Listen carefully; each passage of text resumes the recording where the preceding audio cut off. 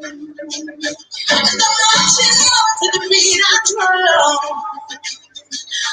scared to be seen. I let go of this is Hello, happy Tuesday. April is still Stress Awareness Month, and I am sure aware of my stress. Holy cow, we have been busy here at NAMI. Last night was our live annual dinner revised event. If you missed it, check it out in the links below. I said last week it's important to be mindful of the load we are carrying and practice self-care often, which I'm planning for tonight. I was hoping to go for a long walk this morning. I like to do that in the mornings, but the weather has just not been cooperating, so I may have to hop on the elliptical and watch a show. Friday is the National Day of Silence. You may notice a rainbow of colors from us today. We will learn more about what this day is about in just a bit. We will also be chatting about Minority Health Month that is observed also during April. If that sounds full and busy to you, well, because it is. Sit tight and get ready. Before we hear about the Day of Silence, we're going to share what we have coming up here at NAMI. Yes, there is more. There is always more. Hi, Ashley. Hi, Jessica. I'm ready to hear what you have to share. All right, well, I'm going to make everyone green with envy with all these upcoming events. Our next Mental Health First Aid class is filling up fast. It's hosted on Wednesday, April 28th and Thursday, April 29th. The class teaches a 5-step action plan to offer the initial help to people experiencing mental health symptoms or a crisis. If you're looking to better understand yourself and your own recovery journey, our peer-to-peer class is a great fit for you. It's taught by trained leaders with mental health conditions and is a safe space for mutual support and growth. The class starts Monday, May 3rd. Our next education series is on Wednesday, May 19th. The event features a presentation on stable accounts, which are tax-free saving plans for disability-related expenses. People living with mental health conditions are eligible for this program. We will also be joined by an attorney to talk about estate planning and other methods to plan for your or your loved one's financial future. Also, registration is coming soon for our PreBurn event. It's a great opportunity to engage in physical activity and raise awareness about mental health. The event includes a virtual 5K and t-shirt campaign. I'll have more details coming soon. Finally, I'd like to thank everyone that made last night's NAMI News at Night special a success. If you missed the live event, no fear, you can still watch it on our Facebook page and YouTube channel. Those are your upcoming events. You know, last week I used the freight train analogy about how our programming is moving. You know, I'm feeling it really just a little bit more this week as we are rounding out the month and having just more stuff. Absolutely. Thanks, Ashley. So why do we have a day of silence, and what does that have to do with a rainbow of color? Coming up now, we're going to hear from Courtney, and she's going to share what all this means. Hey. Hey.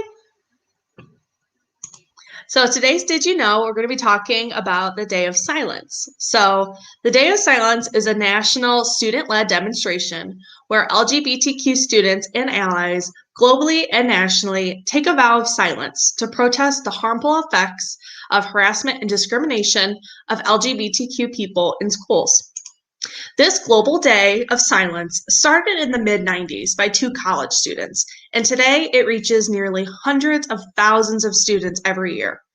According to a 2017 Youth Risk Behavior Survey, more U.S. high school students who self-identify as lesbian, gay, or bisexual report having been bullied on school property and cyberbullied in the past year than their heterosexual peers.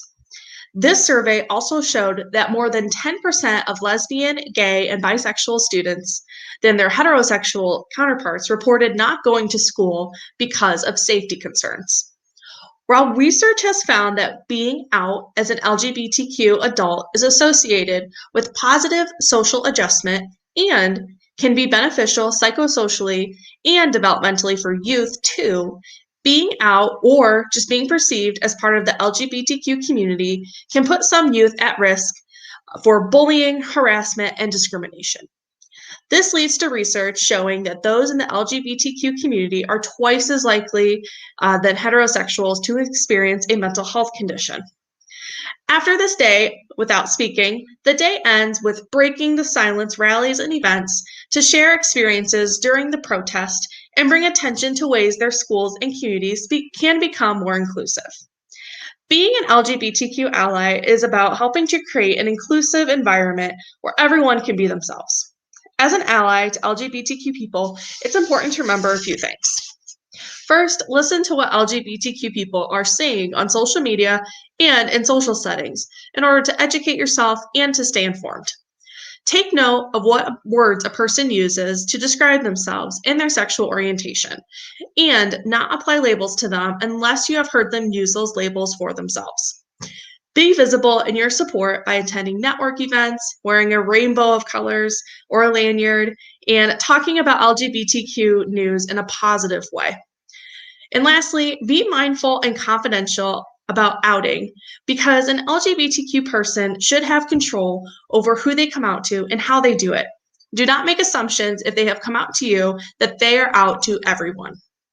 To learn more about some of the resources and information mentioned in this segment, you can check out the comments and learn more about how you can be an ally for the LGBTQ community. Lastly, you may have been seeing some information scrolling on the bottom about the Trevor text line.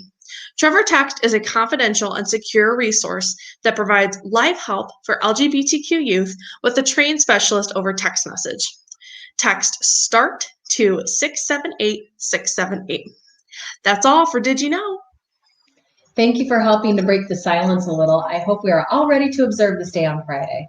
Yes, me too. Minority Health Month and what that means is going to be shared by Bree. Hi, Bree. Do you have an insightful presentation for us all? Are you ready? I hope so. Like Jessica mentioned, April is National Minority Health Month.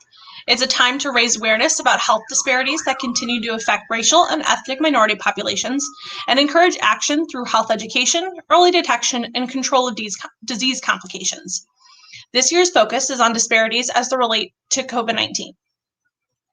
Some of the inequities and social determinants of health that put racial and ethnic minority groups at increased risk of getting sick from COVID-19 include discrimination, healthcare access and utilization, housing, and occupation, meaning that people from some racial and ethnic minorities are disproportionately represented in essential work settings such as healthcare facilities, farms, factories, grocery stores, and public transportation. Some individuals who work in these settings have more chances to be exposed to the virus that causes COVID-19 due to several factors, such as close contact with the public or other workers, not being able to work from home, and not having paid sick days. What's important to note here is the value in finding a culturally competent provider, both in the context of physical health and well-being and mental health and well-being. Cultural competence is something that we've talked a lot about in our weekly news briefs, so if you need a little bit more information, check out some of our previous videos.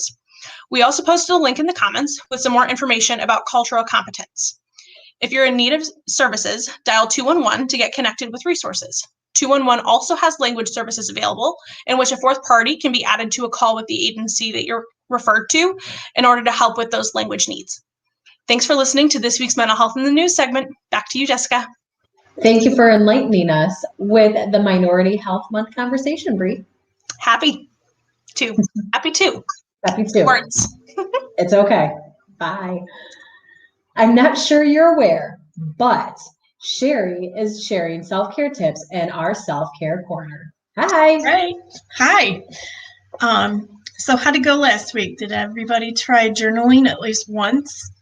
Well, to what they said, this Friday is the Day of Silence, and maybe we can try adding some meditation to our daily rituals. Here's a few tips. Find a quiet, safe place, choose a time to meditate, and start by doing some deep relaxation breaths. Here's a few popular meditations that people do: mindfulness, spiritual, focused, and movement. It is suggested that you meditate 20 minutes twice a day. Give yourself 40 minutes of peaceful relaxation. I will be trying focused meditation. Have a relaxing day and see you next Tuesday. Thanks for those tips, Shari. I was wondering if I was going to have to meditate 20 times when I get home tonight.